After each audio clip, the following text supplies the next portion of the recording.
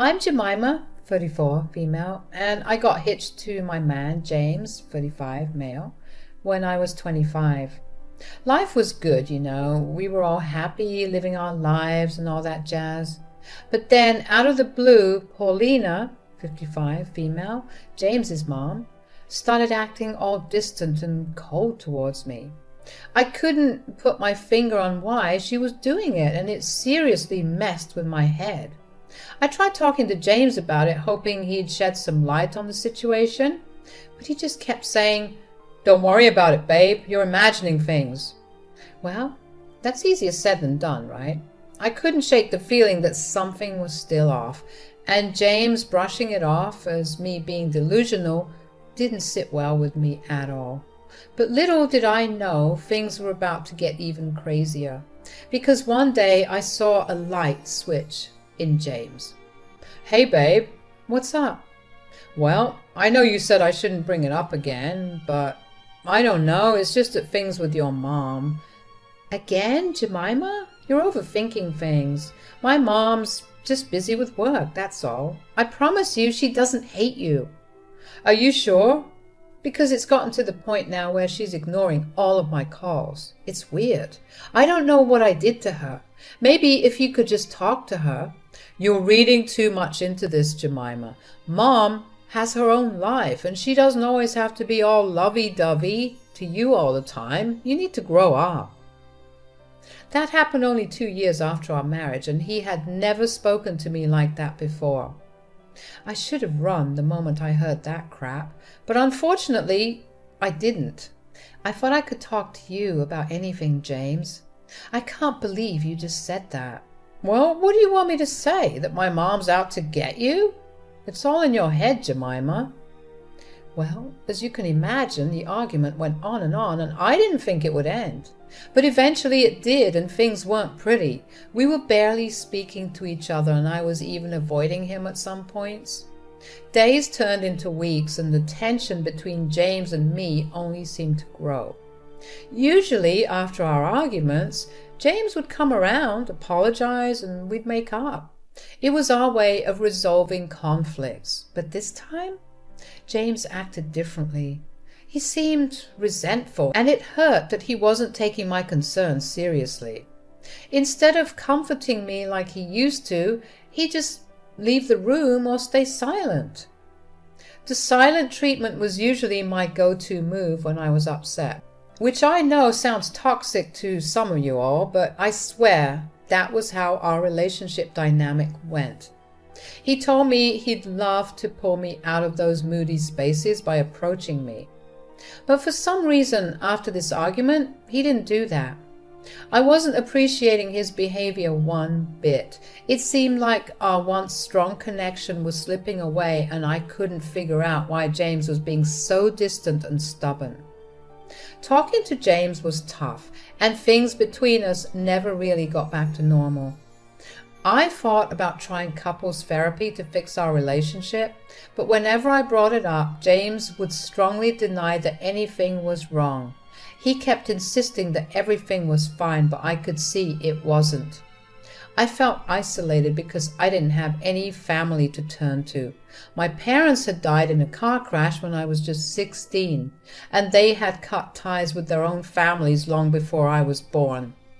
I didn't have any extended family or close friends, so I was desperate for some sense of community and support. In my desperation, I decided to reach out to Paulina. Even though she had been giving me the cold shoulder for all these months, I thought it was worth a shot to try and find some comfort and friendship in her. Meeting with her could also provide an opportunity to discuss whatever was bothering her so much that she had been ignoring me. After I finally convinced my mother-in-law to meet up and talk, we chose a cozy cafe as the place to meet. It had been months since we'd last spoken, and it felt like forever. Sitting across from Paulina in the cafe, I felt kind of nauseous. I'm not going to lie. I really wanted to understand what was going on and try to fix things between us, because now it was affecting my marriage. I gently brought up how James had been acting distant lately. Paulina responded coldly, saying that James and her would talk about these accusations. Her dismissive tone only made me more frustrated. I urged her to be honest about how she'd been treating me. I was also worried that her behavior might be affecting James. Jemima, you're being delusional. This is none of your business. You need to stay in your lane before things get ugly for you. Paulina, I'm not making things up. I just want to understand what's going on between us and why James has been acting so distant lately. Well, maybe if you stopped this stupid attention-seeking act, James wouldn't feel the need to distance himself from you. I'm not trying to meddle. I care about James, and I care about our relationship with you. I want us to work this out. Oh, how noble of you. Paulina, I'm just trying to make things better. I believe we are both adults, and you need to hear me when I say I've been hurt by your distance and your coldness towards me. I don't want us to keep drifting apart. I just wanted to talk. Well, your little talk has done nothing but create more problems. You're pushing James away with your constant nagging. I'm not nagging, and I'm not doing anything to him. He should be apologizing to me. Oh, please, he was right when he said you were delusional. Excuse me? Don't you see, Jemima? See what? You're the problem here, not me, not James, it's you. Well, please tell me what I did. You started making up these crazy accusations saying that I have a problem with you. Honey, no offense, but you aren't even on my radar like that. But why not is what I'm asking. We used to be so close, and now you don't even bat your eye when you look at me. If I did something wrong, please tell me. As our conversation continued, Paulina's frustration grew and she started raising her voice. Our argument caught the attention of the cafe staff, who had to kick us out for all the noise. I was so embarrassed. When I got back home after this uncomfortable encounter, James was furious.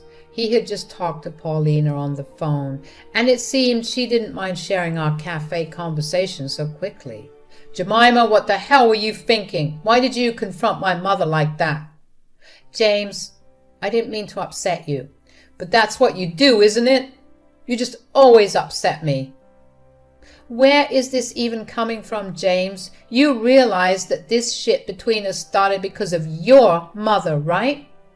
I told you that you were being crazy, and now you've roped her into everything.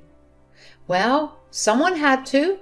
Since you weren't listening to me, I just felt like something was wrong between us, and I wanted to understand what was going on.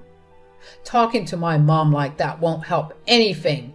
You've just made things worse. James, I'm trying to make things better between us and with your family. I don't want us to drift apart. Why is that so hard for you to understand? Well, maybe you should have thought about that before taking matters into your own hands. You can't just go around confronting people like that. I didn't know what else to do. I just want things to go back to normal. As days passed, our fights got worse. The constant drama started taking a toll on my mental health, and my anxiety went through the roof. It felt like I had to be super careful all the time, afraid that I'd set off another big fight with James.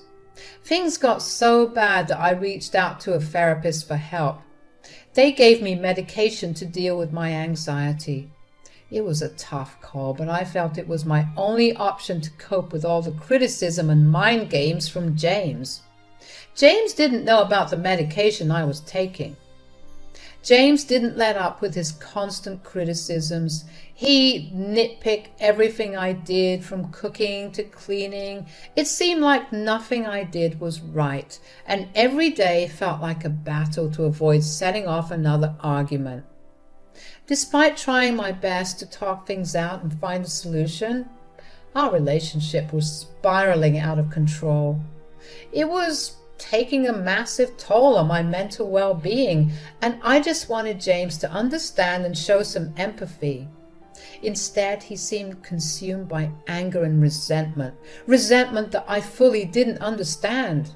Living under James's constant scrutiny had become exhausting. No matter how hard I tried to avoid upsetting him, he always found something, anything to complain about. I felt like I was walking on eggshells just trying to keep the peace.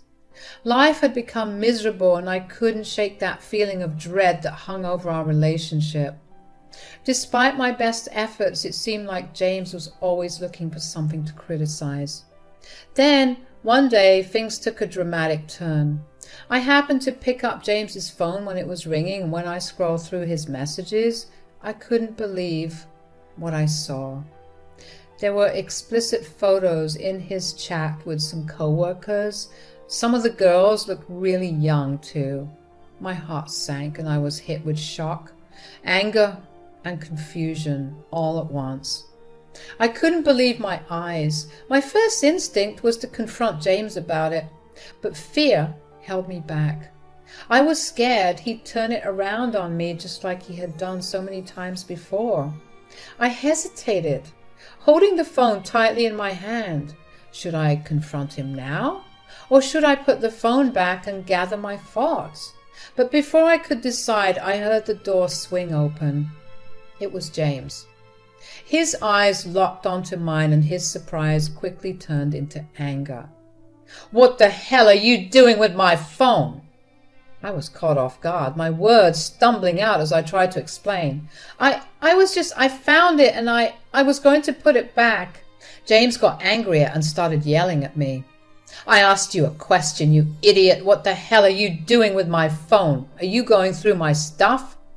I found it and I was going to put it back. "You were snooping through my messages, weren't you? Don't deny it." "No, I swear I wasn't." "Save your pathetic excuses. I can't believe you'd invade my privacy like this." "I didn't mean to. I didn't think." "I didn't mean to. Your stuttering is so freaking annoying. Get it together." Excuse me?" "You heard me. It's annoying. And by the way, I know." "Know what?" "Don't play dumb with me. Your precious anxiety meds? Remember those? Or have they fried your brain? You're such a mess, Jemima. I can't stand how anxious and blubbering you've become. It's gross." "You know what, James? I've had enough of your constant criticism. You don't get to cheat on me and treat me like a dog, James." "Yeah? And so what?" "So what? Oh, really? What did you expect, huh? You're so weird, so crazy." "I expected honesty, respect, and love. But all I've gotten from you is deceit and disdain. I know you've been cheating on me." "So what if I have? You're too messed up to satisfy me, Jemima." "I want a divorce, James." "You don't have the guts to leave me, Jemima. You're too weak and dependent on me." My life had hit rock bottom. I felt defeated and helpless, crying myself to sleep most nights. James continued to berate me for what he deemed laziness, but I had reached a point where his words no longer had an impact. I had given up caring about his hurtful remarks because nothing I did made him happy. Then, one day, something incredible happened. I received news that completely turned my life around. It turned out that I had long lost family relatives who were eager to reconnect with me and share a portion of my grandfather's substantial inheritance. They were incredibly wealthy and had initially sought to mend ties with my parents, but since they were no longer alive, they tracked down the next of kin, which happened to be me. The inheritance amounted to a staggering $800,000, something that could change my life for the better. I was so freaking ecstatic because now it meant that I could leave James for good and find my own way. I felt like a new person with endless possibilities. I was just waiting patiently for me to meet with my family members and live my best life. I wore a constant smile and radiated happiness, a huge contrast to my previous state of depression.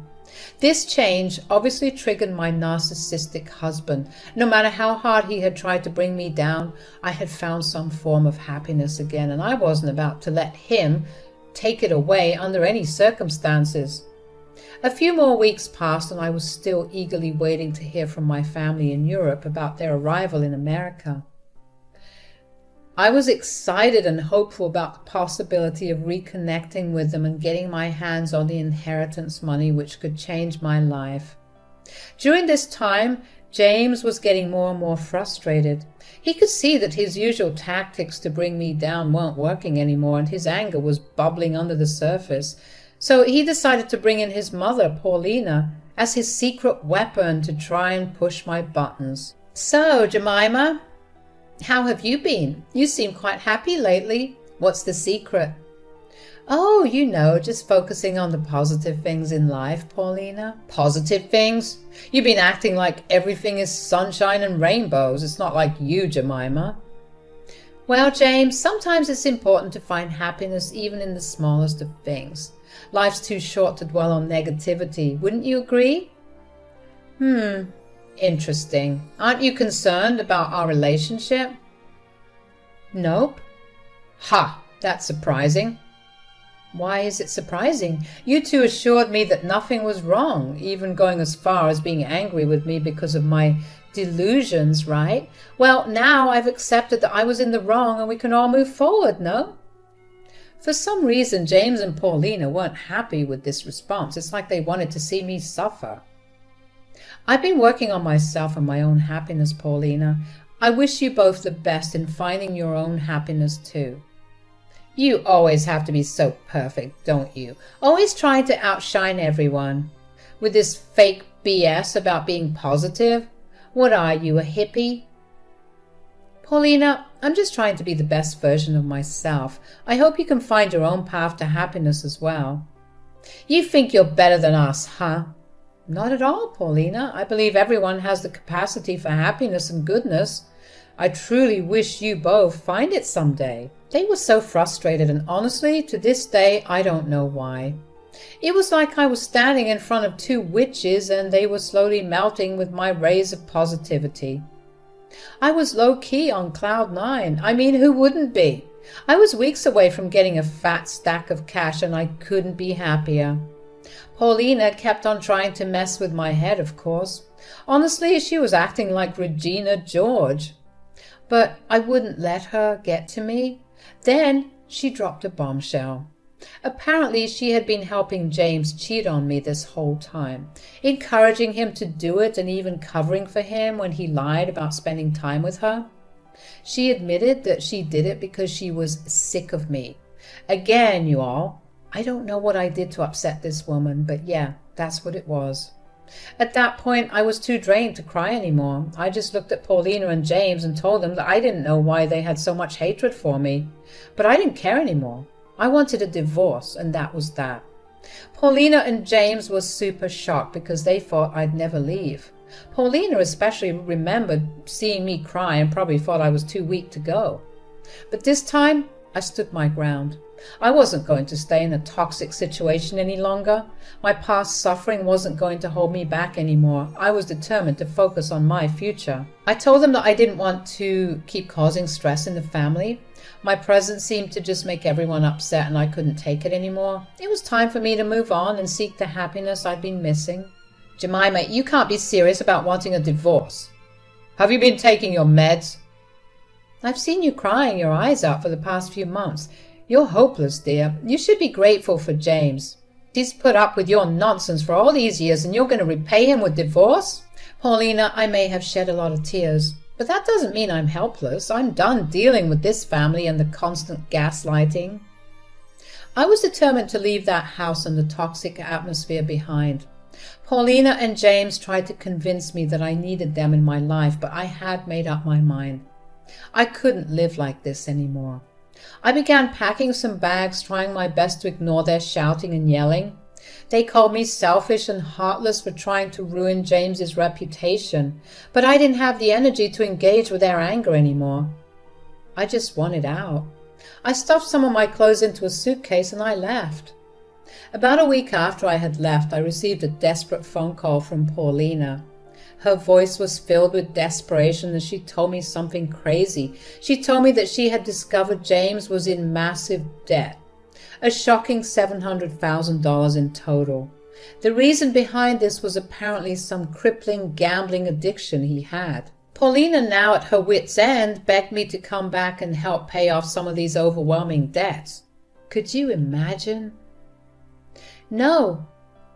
What? You heard me. I said no. I'm not coming back. Good luck handling all of that debt, but I meant it when I said I wanted a divorce. Jemima, please be reasonable. Reasonable? Oh, you mean like how I've been trying to act with you and James this whole time? You two treated me like crap.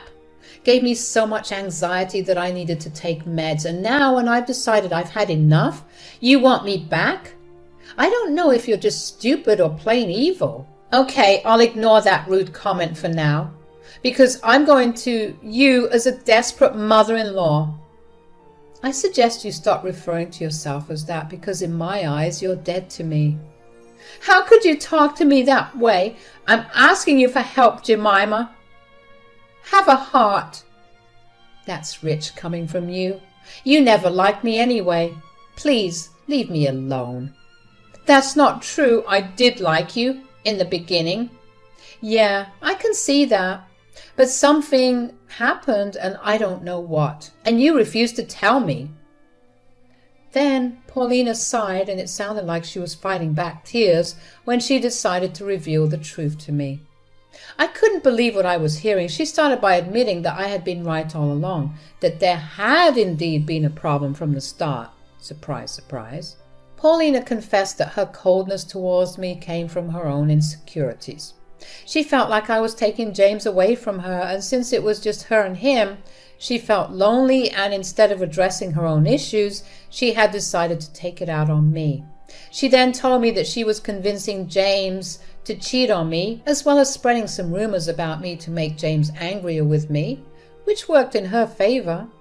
I guess because everything she wanted came to pass. I couldn't help but feel a mix of anger and sadness. I had never done anything to deserve the way she treated me, and hearing her admit it was really crappy. I told Paulina that she was wrong for trying to destroy my relationship with James. I hadn't done anything wrong as a wife or a daughter-in-law except for existing and trying my best, and she still treated me like crap because she was lonely? How pathetic. Her actions were hurtful and unnecessary. She tried to come up with excuses, but they all sounded like weak attempts to justify her behavior. I couldn't believe that she was so jealous that she was willing to poison our family with her lies.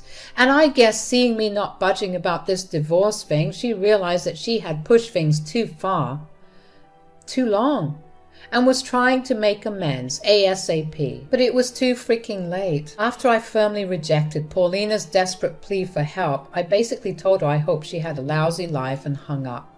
And I'm not going to lie, it felt amazing sticking it to the man like that.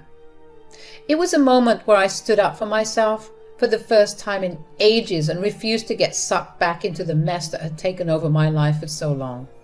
Now, all I could do was wait for my family to come back from Europe. They'll be back soon, and I was feeling a mix of excitement and nervousness about them coming. I have some big decisions to make about my future. My plan is to hang on to the inheritance money my cousins were going to share with me without letting James and Paulina know about it. When the divorce is officially done, I'll use that cash to make a fresh start in a different part of the city. I've been feeling suffocated in this neighborhood, and I was itching for a place where I could finally breathe easily away from all the BS. No matter how many times James and Paulina tried to get in touch with me, I'm not answering. Telling them that if they have some issues, they should contact my lawyer. Wish me luck, y'all.